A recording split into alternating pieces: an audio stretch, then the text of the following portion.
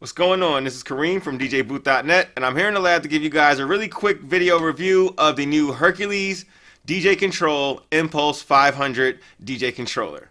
So we got this in the mail from Hercules about a week and a half ago. You guys saw the unboxing video right here on this channel. Make sure you guys hit the thumbs up. Make sure you guys subscribe. That way you guys can know exactly when the brand new videos are coming out. We have reviews all the time. We have a lot of unboxing videos all the time. So make sure you guys subscribe right now before you forget. The Hercules DJControl Impulse 500 is a really cool controller. It's perfect for beginner DJs. It comes in at a really good price point of only $300, and it gives you the option of using this bad boy with both Serato DJ and DJUCED software. It comes with Serato DJ Lite right in the box, and also comes with DJUCED software as well. We reviewed a lot of DJ controllers here on the channel from Hercules in the past. This is by far my favorite controller of the bunch. If you guys like Serato DJ, the other controller that I really liked from Hercules was the Jog Vision. It had really cool jog wheels on it that were kind of shaped like turntables, and we liked that controller a lot as well. It had more metal parts to it than this did, but it was a little bit smaller, and this one has a little bit more spacing, a little bit more thought out controls, and it's a little bit better suited to move up to the more professional Serato DJ Pro software, because it has things like all 8 of your pads, and we'll get into all that stuff a little bit later. But right now, in the beginning of the review, we always like to go over the impressions and also the construction, build quality, and setup. Overall, the build quality is pretty good. It's mostly a plastic construction. It looks like it has a little bit of metal on the faceplate here for the mixer. I'm not quite sure if that really is metal, but they are doing a pretty good job of fooling me, making me think that that middle section of the mixer area is actually metal. It feels pretty solid. All of the different posts are bolted down underneath. So you're getting real metal posts here for all of your knobs here, and all your faders feel really clean and neat, and they do feel like they have the right tension. Like, for instance, the crossfader has light tension and the line faders have a little bit more tension to them, and also the tempo sliders have a good tension to them as well, so that way you can get your accurate mix on with those. Also, a first for a DJ controller, this bad boy has legs underneath it, which is really cool because it brings it to a nice height on your desk, as you can see here. You can also slide underneath your laptop stands a lot easier when you have feet underneath it. So that was a really, really cool feature to have. It also brings it up to a really cool height when you're actually DJing and spinning with this and you're standing up. It just puts a little bit less stress on you. It makes you feel like you're actually using turntables, which are about the same height that you have here on the DJControl 500. So also with the setup was fairly easy. All you have to do is go download the drivers from the Hercules website. Then you can go to Serato DJ or the DJUCED website, and you can download their different software, so that way you can plug this into your computer, plug in your speakers on the back, and you're ready to rock and roll. As of inputs and outputs, on the front you have your 2 headphone jacks, you have your 1/4 inch and your 1/8 inch. And also for your outputs and inputs, you have your master output. On the back, you have both an RCA and you also have your TRS. They are both masters, so they only have one common volume control knob, but it's at least cool that they did include 2 different outputs here. Most controllers in this price range don't have a booth output, but this actually has 2 masters, which you can use somewhat like a booth, as long as you can control your booth volume with a separate volume control knob on the actual speaker you're using or somewhere else. You also have a microphone input, which is also TRS. An auxiliary input here as well, which is RCA and 1/8 inch, and you also have your USB connector on the back too, and a Kensington lock. So you're pretty full featured here in terms of inputs and outputs, because you have 2 different auxiliary inputs, which means if something goes wrong with your setup, you can always play back from a phone or anything that you can plug into these different outputs here. And you also have your 2 different outputs as well, so that way you can use some sort of a booth there when you need to. So after all of that with the setup and all of the overall impressions, we'll bring you guys straight to the desk and see exactly how this bad boy performs. Alright, so here it is, the Hercules DJControl Impulse 500. And we're going to start all the way down here by the crossfader. The crossfader itself feels pretty good. It actually has a nice tension to it, almost no tension, which means it's pretty good for scratching. You also can pull off some of your scratches here, but when you have this set to its tightest setting, you still have a rather long cut-in distance. So I'll show you what we have here with a quick demo. The crossfader is moving now, moving now. It takes quite a while for you to actually get some noise out of the movement of the crossfader. So that's kind of a downside for this particular controller, because some of the other beginner controllers out there actually have tighter crossfaders nowadays. So that's a little bit of a miss for the DJ Control Impulse 500, but it's still pretty serviceable. You'll still be able to do some decent scratches with it, but just not as good as it could have been here. Next up is your actual curve control switch. All the way to the right means your crossfader has no bearing whatsoever. In the middle means you're at the sharpest setting, and all the way to the left means you're on to your smooth fade all the way through. Next, you have your line faders, and these line faders have much more tension to them. That's perfect for getting your nice slow fades in. Next, you have a beat matching guide. It'll kind of tell you how to align your beats to make sure that both of these are on with each other. Next up is your cue buttons, and your cue buttons are for hearing things in your headphones that you don't want your audience to hear. You have your volume control knob for your headphones here, and your cue/master control knob, so that way you can hear what's coming out of your master versus what is in your cue section down here in your headphones. Next, you have your auxiliary filter. You actually have a filter control on your auxiliary inputs. So for those people who actually want to use their phones or any other type of device in the auxiliary inputs, you actually can filter it in and out if you want to actually use that as like an extra deck, or use somebody else's music maybe at a gig when they come up to you and ask you for a request, or if you just want to have a good fail-safe on your unit just in case something starts happening with your software, you can always use your auxiliary input. Next, up to the side, you have your microphone controls. This is a big plus here. Usually you don't have any microphone control whatsoever on any of your lower end DJ controllers, and this actually gives you a low and high EQ along with your volume control knob. All the way on the right, you have your master meters, so that'll tell you whether or not you're going to be clipping in the red and you're going to sound like garbage, or if you're right where you need to be. You have the master control volume knob at the top. Again, there's two different outputs for your master control volume knob controls. They have the RCA and the TRS. Next, in the middle section, you have your load controls. Load for your left deck, load for your right deck.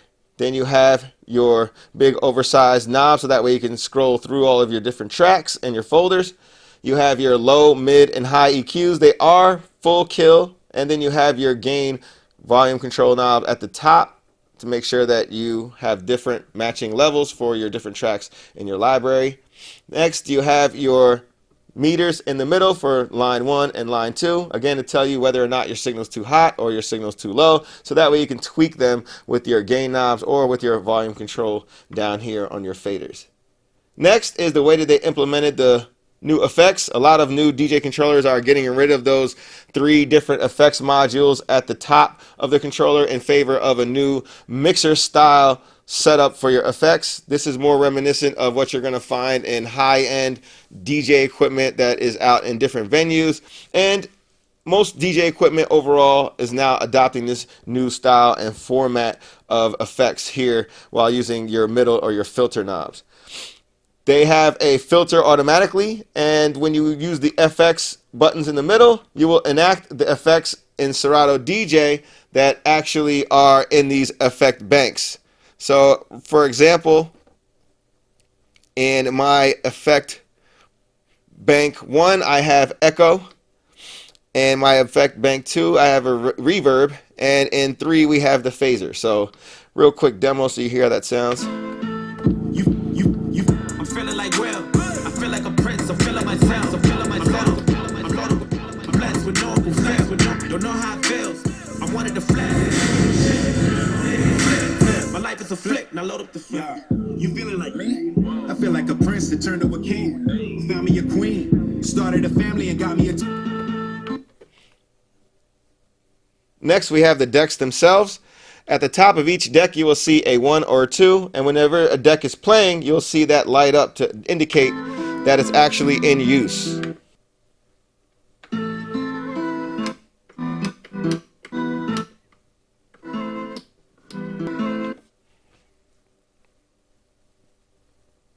Next at the top, you have a vinyl mode button, so that way you can make this a vinyl top, or you can make it like a jog wheel to where you're not actually grabbing the record and playing it.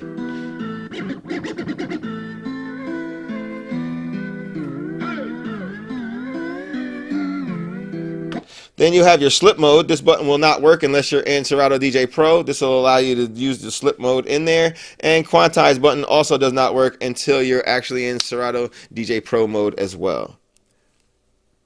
Next, you have the jog wheels themselves. They feel pretty big. They feel pretty good. They have a nice metal top to them. And it's nice and ribbed here, so you get a nice good grip. And they're pretty good. They're 1-to-1 in operation, and they have very little delay in them, and they just work fine. They're not too loose or too tight. Next up, you have your auto loop section. You have in and out. You just press the button, and you automatically have a loop, and you can grow or shorten the loop as you see fit.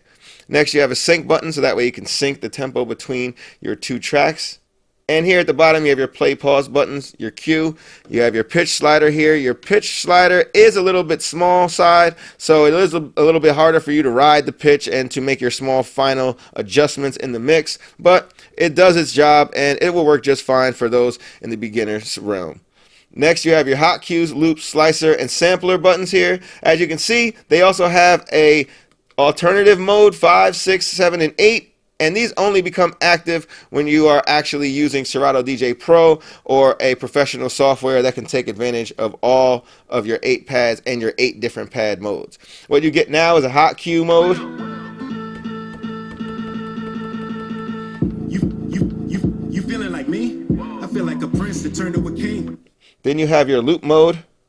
Found me a queen, still your queen, still your queen, still your queen, still your queen. Started a family and got me a team. On top of my dreams, Joiner, I know you was. Then you have your slicer mode here, which is not active right now because you don't have the Serato DJ Pro. So it's another form of a loop. Auto loop at different lengths. And last but not least is your sampler mode. For every endeavor, a shout out to Julius Irving.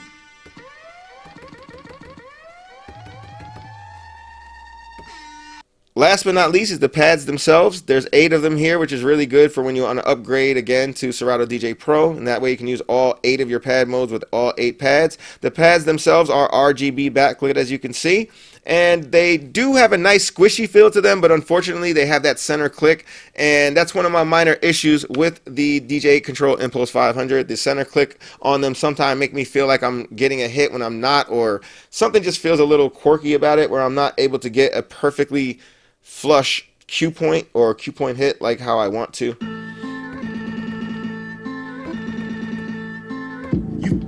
You feeling like me? I'm feeling like Will. You feeling like me? I'm feeling like Will.